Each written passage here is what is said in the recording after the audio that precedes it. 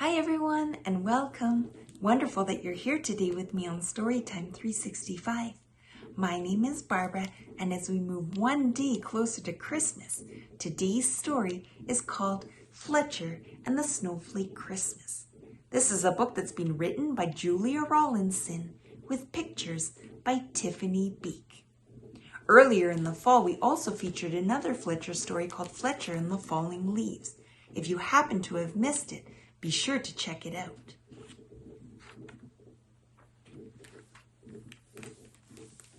It was an ice-bright Christmas Eve, and the sky was a dazzling blue.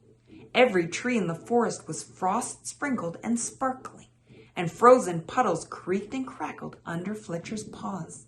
He padded down the burrow bank to where the rabbits used to live, and bounced over the fallen tree that blocked their old front door. And he stopped, and he looked, and he had a terrible thought. How was Santa Claus going to find the rabbit's new home? Fletcher shivered as a chill wind sliced through the forest, rattling the bare branches. He thought about how sad he would feel if he had to move from his cozy den.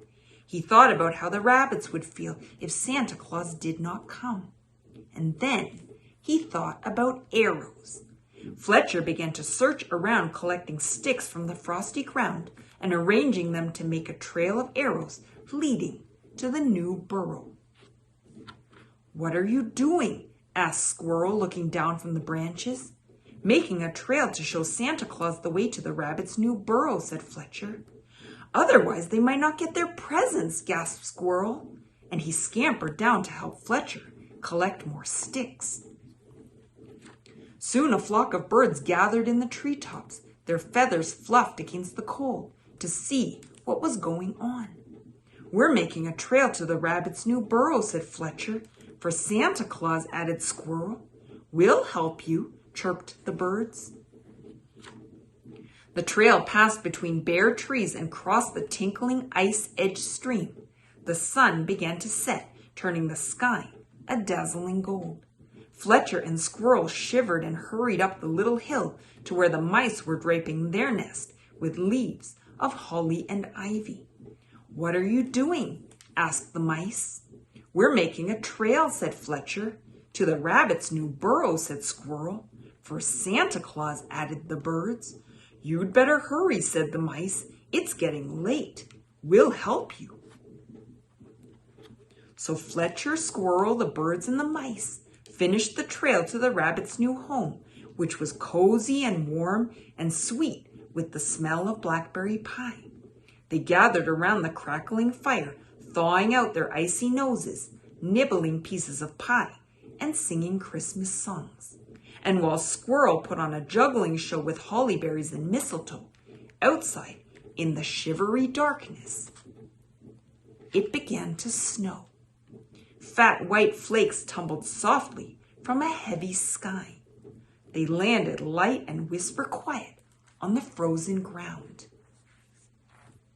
When Fletcher went to the burrow door to go home for the night, the snow was soft and deep and white, and all the arrows were gone. "Oh no," cried Fletcher, blinking back tears. "What will happen to your presents now? Santa Claus will never be able to find your home." Fletcher stared out into the darkness, imagining Santa Claus lost in the snow. "I have an idea," Fletcher said, gathering his friends. "If we stay awake tonight, when Santa Claus visits our homes, we can tell him how to find the rabbit's new home." The animals said goodnight to one another and hurried off through the snow-muffled forest.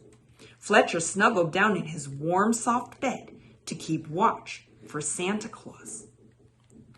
But curled in the cozy hollow of an oak tree, Squirrel began to snooze. High in the snowy branches of a fir tree, the birds began to doze. In their toasty warm nest, the mice dreamed of berries wrapped with ribbons. And in his snug little bed, Fletcher's eyes closed. So when Santa Claus came to call, everyone was fast asleep. But the next morning when Fletcher rushed to the rabbit's burrow, Santa Claus had found it after all. "I'm sorry I went to sleep," puffed Fletcher, "but I've brought you a Christmas rose." "And we've brought nuts," panted Squirrel, carrying the mice through the snow. "And we've brought berries," sang the birds. "And best of all, you brought yourselves, and there's room in the burrow for everyone," said the rabbits. "Merry Christmas," cried the rabbits, and they welcomed their friends into the very bright warmth of their home.